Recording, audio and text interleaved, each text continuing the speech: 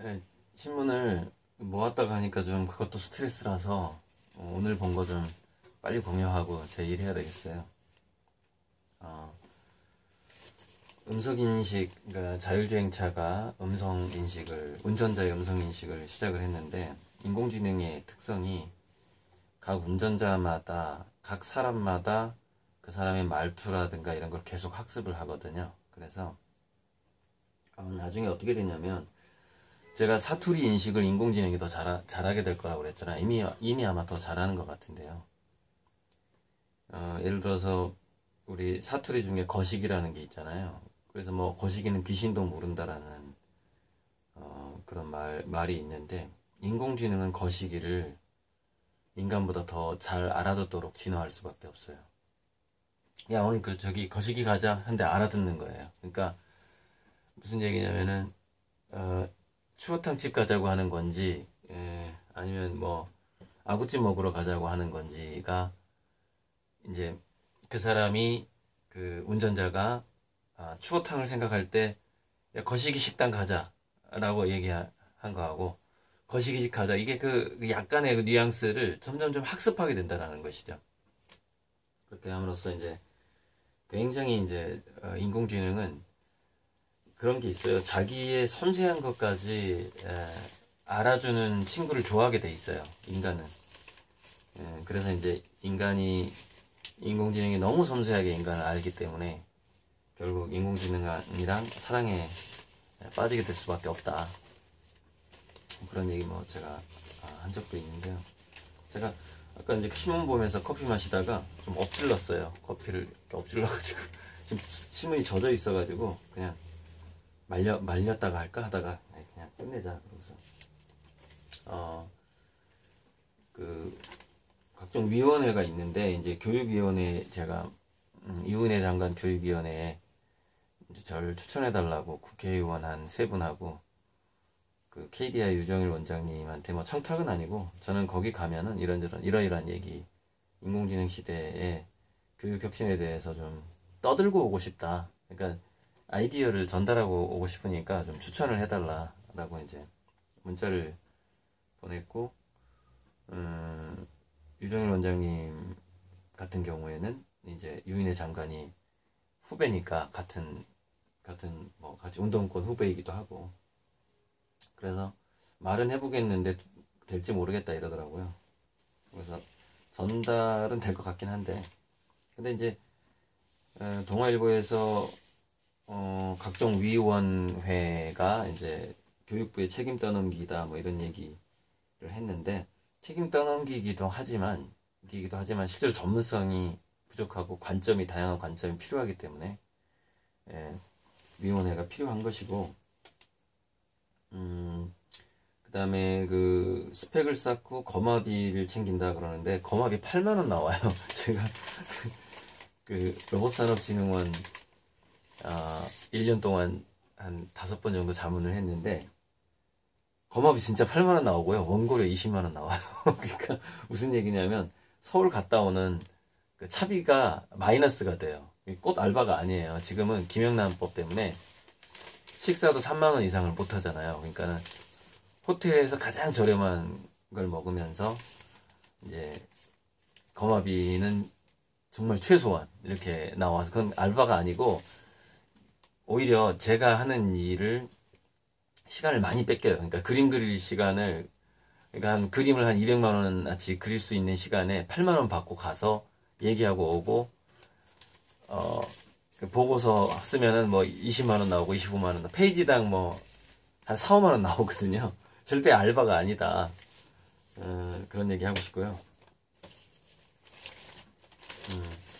이 집, 제가 이게 이제 그 일종의 그 좀 잡스러운 화실? 창고이면서도 작업실이면서도 뭐 책 보고 이렇게 유튜브도 찍고 하는 이 이제 익산의 공간에 늘 산 주인이 조선소에서 일해요. 거제도. 그래서 몇 달 전에 11월 달에 12월 초에 돈이 좀 필요하다고 왔어요. 왜냐면은 몇 개월 동안 놀았거든요. 그 조선 경기가 안 좋아서. 그런데 이제 어, 원래는 제가 이제 그 수원 법원에 파는 그림 800만 원이 11월 초에 들어오기로 해서 이 형한테 그럼 11월 중에 이 집을 제가 공짜로 쓰고 있었는데 전세 계약을 하자. 그래서 내가 3천 주겠다. 3천으로 한번 계약을 하자 그랬더니 아 2천만 하면 된대. 자기는 필요한 돈만 있으면 되니까 한 1천만 원 정도가 12월 초에 필요할 거라고. 그러면은 그 전세 계약을 하자 했는데 12월 말로 늦춰준 거예요. 그 심의 때문에 그 그림값이. 그래서 엊그제 이제 어젠가 문자를 보냈어요. 여차저차해서 형님이 그때 12월에 얼마가 필요하다고 그랬죠? 내가 돈이 늦춰졌는데 일단은 전세 계약하고 연말까지 2천만 원을 채워 넣겠다. 그때 신경 쓰지 말래요. 그러니까 이제 무슨 얘기냐면 조선소들이 조금 수주를 해서 지금 돌아가는 것 같아요. 그래서 그 형이 그러니까 일을 하면은 한 달에 뭐 한 600씩 번대요. 근데 일이 없으니까 문제지. 그래서 좀 아마 일이 좀 생기지 않았나. 하나 아주 기쁜 소식이 조선소가 돌아간다고 그래서 다시. 그러니까 이 조선소 돌아가는 거하고 이 집주인이 조선소에서 일하기 때문에 저랑 밀접한 관계가 있는 거죠.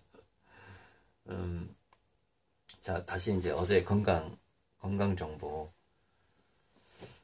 빅데이터 플랫폼을 만들고자 하는 이 건강 정보의 문제는 필연적으로 사생활이 공개되는 그런 부작용이 있을 거예요. 아무리 보완을 한다고 해도. 그리고 특히 뭐 삼성이나 대기업 쪽, 의료 대기업 쪽이 이것을 더 자기들의 이익을 위해서 이용하는 측면이 있을 거예요. 그런데 언젠가는 우리가 휴대폰 다음이 이제 웨어러블인데 그 다음에 이제 고령화 사회, 나이를 먹게 되고 이제 언제 어떻게 될지 모르는 고령자들이 많아지게 되고, 그러면 웨어러블로 자기 신체 정보를 전달할 수밖에 없고, 그러니까 결국 언젠가는 이루어질 수밖에 없는 거라서 이게 참 말하기가 애매한 거예요, 이 부분이. 우려하는 거는 알겠는데 이게 단기적으로 볼 것이냐 장기적으로 볼 것이냐의 문제. 그래서 참 정책 결정이 참 어려운데, 어제 신문 중에 그레이엄 의원이 그러니까 트럼프의 멘토죠. 그레이엄 의원이 트럼프 비하인드 스토리를 얘기하는데, 북한 미사일이 발사되는 자료 화면을 보고 정말로 미국으로 미사일이 날아오는 거 아니냐 그러면서 겁을 내면서 이렇게 호들갑을 떨더라, 이런 얘기를. 그러니까 모르겠어요. 이 기사까지 음모인지 모르겠는데요. 그러니까 무슨 얘기냐면은 겁을 먹고 있다라는 것이죠. 실제로 두려운 마음도 있다라는 것이죠. 두려운 마음이 있을 때는 선제 공격의 유혹에 빠지게 되거든요. 내가 먼저 성공하자, 이렇게. 그러니까 두려움이 없으면 성공을 안 하는데, 그러니까 이 기사까지도 음모는 아니겠죠. 그레이엄 의원이 워싱턴 포스트와 인터뷰 자리에서 깜짝 놀라는 트럼프한테 저건 자료 화면이라고 외치면서 진정을 시켰다, 자기가 트럼프를. 근데 계속해서 이제 이 그레이엄 의원은 북한을 믿지 말아라, 믿으면은 미국이 불행해질 것이다 라고 계속 트럼프한테 얘기를 하고 있다. 여기까지만 하죠. 롯데 홈쇼핑에서 고객 상담 시스템에 AI 기술을 적용한다고 자랑하는 광고가 나왔어요. 그래서 막 업무 효율성을 높인다 그러는데, 결국에는 직장이 줄어드는 문제가 생기겠죠. 자, 지금 좀 뜨거운 감자인데, 524 조치인데, 이 부분은 굉장히 민감한 문제라서 제가 비유적으로 말씀드려야 돼요. 그러니까 천안함 때문에 524 조치가 시작이 됐는데,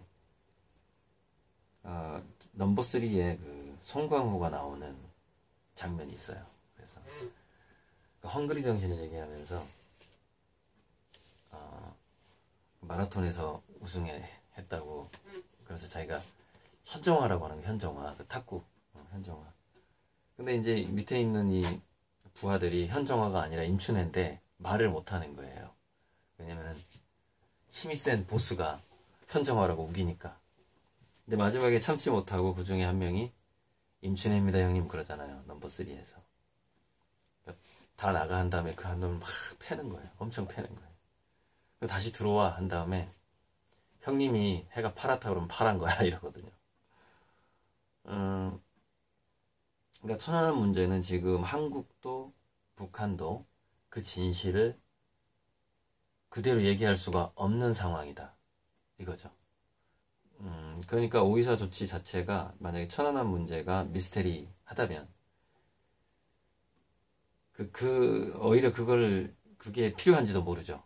그 보스는 이 오이사 조치가 굉장히 민감한 문제. 기초 베이스 자체가 진실이냐 아니냐라는 그 현재 논쟁이 있기 때문에 중요한 문제죠. 오늘은 이 정도만 하겠습니다.